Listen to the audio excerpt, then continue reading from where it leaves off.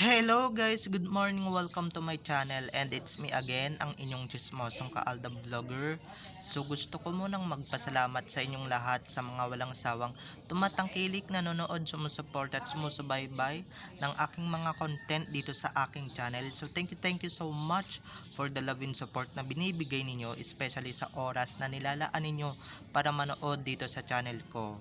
So eto, wag ninyong babaktawan o lalaktawan tong ating content ngayong araw. I'm sure na hindi ninyo pagsisisihan na pinanood nyo to mula umpisa hanggang hulihan. And syempre, wag kayo mag-i-skip ng segments, okay? So God bless us all mga ka-AD and happy weeksary sa ating lahat. So eto na, dumako na tayo sa ating main topic for today's video. Alam nyo talaga, may mga pinagmanahan talaga tong mga fans ni KB, no? Or yung mga kati fans dyan sa paligid na eto na nga, kahit anong kalabit mo dyan, kahit anong gawing papansin mo dyan, kahit anong gawing manghimas-himas dyan, hindi yan magpa-fire or magsisindi or hindi yan mag-iinit, 'di ba? Isang babae lang ang pinag-iinitan yan. So alam niyo na kung sino yan. So ito na guys, watch this. Mamaya ipapaliwanag ko sa inyo ng buong buo. So ito na guys, watch this. At kung nakita nyo na ngayong recap, so once again, CTTO some admins sa ating mga admins. So thank you so much sa kanila, dahil kung hindi dahil sa kanila wala ako dito sa kinalalagyan ko. And syempre yung mga posisyon ko ngayon hindi ko maa-achieve to at hindi ko maa-achieve yung ilang libong subscribers kung hindi dahil sa kanila, dahil ang gaganda, grabe, ng mga binibigay nilang update sa akin. So maraming salamat. So pagka confidential talaga, hindi ko talaga ilalabas yan. Alam niyo naman yan, sa loob ng 3 years ko dito sa YouTube, 'di ba? Hindi ko ilalabas at hindi ko papayagan na ilabas yan ng ilabas, lalong lalo na ng mga friends ko dito sa social media. Okay? So, eto na, dumako na tayo sa ating main topic for today's video. Like what I said earlier, totoo naman guys, eto sa true lang naman tayo, totoo lang naman na may mangilan-ngilang fans ni Kati or ng Kati din ang nagmana sa idol nila sa kakatihan. Eto na nga, diba, ito na nga yung sa photoshoot ng Mega for the Mega Magazine, yung halos idikit na ni Kati yung katawan niya sa katawan ni Alden Yok. At saka hello, ito may nasagap lang akong chismis na, di ba pagka mall show, alam niyo na pag nag-aakbayan sa likod ang hawak, hindi sa puwetan. Itong si Kati ibang iba talaga ang hawak. Akala mo naman jowa niya yung hinahawakan niya, no? Akala mo naman someone special yung hinahawakan niya. Biruin nyo guys, diba, sa maselang bahagi pa ni Alden Richards siya humawak. Diba, ano pa bang ibig sabihin nun? Ano pa bang meaning nun, diba? May ka anuan talaga yan si Kati, si Sakap, no? May kakatihan din talaga na tinatago. Akala mo wholesome, pero yun naman pala, 'di ba, may tinatagong lihim na kakatihan dito sa mundo. Ay naku, kunwari pang pa demure, pa klase, pero yun naman pala pakate ng pakate, 'di ba? Kaya yung mga fans niya nagiging wild na din dahil ginagayan nila yung idol nila. 'Di ba may kasabihan nga, good influence yung idol nila, or good influence yung mga fans sa mga idol nila. Pagka sinabing good influence, walang mga ganyang chismis na nasasagap or nababalita or nababalitaan tayo, pero hindi, 'di ba? Nabalitaan natin to mismo sa social media guys, and syempre hindi naman tayo marunong magsinungaling dito at hindi naman tayo marunong gumawa-gawa lamang ng kwento or ng istorya, hindi ba? kung ako gagawa ng kwento at gagawa ng istorya, ay nako, siguradong sigurado ako na talagang mega hit yan. And syempre, 'di ba legit yung mga sinasabi natin, hello. 'Di ba? Etong mga to 'di ba? Isa lang ang nagfi-feeling diyan sa nako guys, feeling talaga yan sa sakang na, 'di ba? Kung ako yun ang bastos niyan, 'di ba? Ang bastos sa feeling niyan.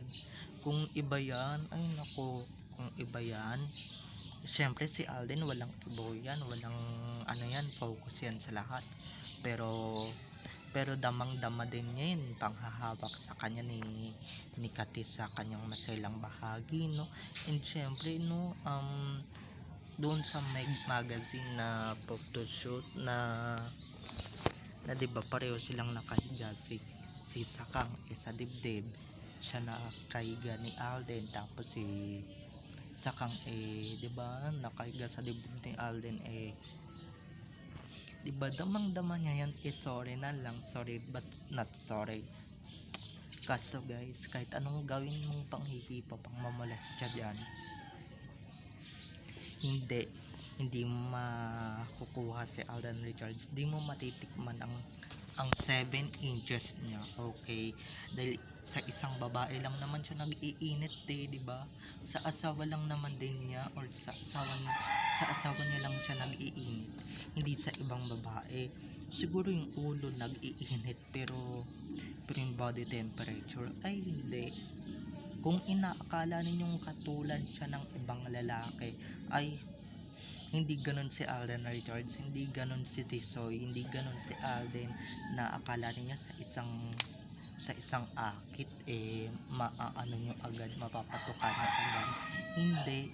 Ito nakailang ano na nga si Sakang, di ba? Nakailang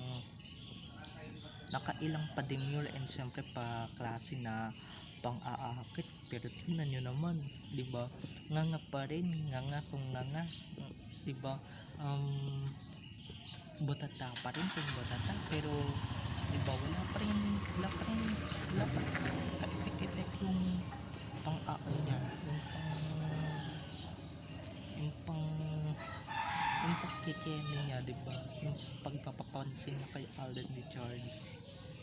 Oo, pinapansin ka niya sa friend, pero hello, di ka niyan papatulan, baka sa panaginip mo papatulan ka niyan. And syempre baka sa panaginip mo, di ba? Oo, pinapatulan ka niya, di ba? So doon na lang talaga, doon ka na lang mangarap ng mangarap. At syempre libre naman din talaga mangarap, libre naman din talaga maging asyomera, lalong lalo na pagka ganyan naman ka hot, ganyan naman ka gwapo, di ba? Pero sorry, yung hotness na yan at yung kagwapuhan na yan, nag-iisa lang at talagang may nagmamay-ari na dyan, walang iba kung hindi si Main Mendoza lang naman, okay? Kaya yung mga nang babasag trip dyan, huwag kayo mabasag trip, dahil ako talaga babasagin ko na tong cellphone na nahawak-hawakan ko, just to protect and to, di ba? Sorry guys, kung hindi tayo dire-diretso sa topic, pero dire-diretso na tayo sa topic, di ba? Di ba, may kasabihan nga tayo, good influence ang mga artista sa kanilang mga fans. Kaya pala, kung anong ginagawa ng idol nila kay Alden, na hindi naman pinapansin ni Alden, kiber lang, ginagawa na din nila. Iba din ang technique, iba din ang kakatihan, di ba? Alam ko guys, malalaswa itong binabanggit ko, pero alam nyo naman, di ba? Alam nyo may pa ano tayo, may pa, di ba? Alam naman na natin yun, mga ka-ADN na bastos at SPG, mga binabanggit ko. Pero guys, nagsasabi lang naman ako ng katotohanan, kahit na maghubad ka pa sa harapan ng natitipuhan mo, hindi yan mapapatuka or hindi mo yan mapapatuka sa iyo, no? 'Di ba? Anong magugustuhan niya sa para kang poste ng Meralco, 'di ba? Diretsong-diretso, wala kang korte. At hello, reto retokada pa, 'di ba?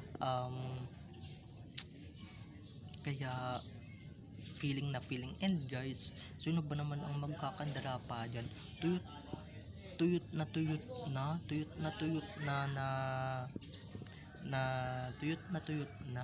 na halatang napagsawaan na for 11 years, 'di ba? um so wala na talaga akong ibang masasabi kung hindi ikaw na talaga, 'di ba? Ikaw lang talaga yung kontrabida sa love story ng mag-asawa na hindi pa rin nagtatagumpay or hindi nagtatagumpay, 'di ba? Di katulad ng iba diyan at hindi katulad ng mga napapanood ko sa teleserye, sa mga movies na pagka may inakit 'di ba, nagtatagumpay sila. Pero ikaw hindi, 'di ba? At saka hello, natatandaan nyo ba yung sinabi noon ni Alden noon pang panahon ng Miss Millennium ng one for all for one, so goodbye, 'di ba? Hindi naman siya nagpapaagaw, so yun pa lang talaga, 'di ba? Kaya yung mga nagtatry na umagaw dyan kay Alden, umagaw dyan kay Tisoy, panoorin nyo yung one for all for one, for sure matututunan nyo, and syempre mapapanood din yun, at syempre maririnig ninyo yung sinabi niya yun, 'di ba? Hindi naman kayo tanga, hindi naman kayo bobo, 'di ba? Para hindi mapanood at hindi ma-realize yun. So bye-bye na mga ka-EDN, I love you all, have a nice day, keep safe and God bless. So wag ninyong kalimutan guys na mag-subscribe dito sa aking channel for more videos and uploads patungkol kina Main at Alden, and syempre patungkol sa kanilang mga buhay-buhay inside or outside man yan sa showbiz. Okay, and don't forget to click the notification bell below. Bye bye.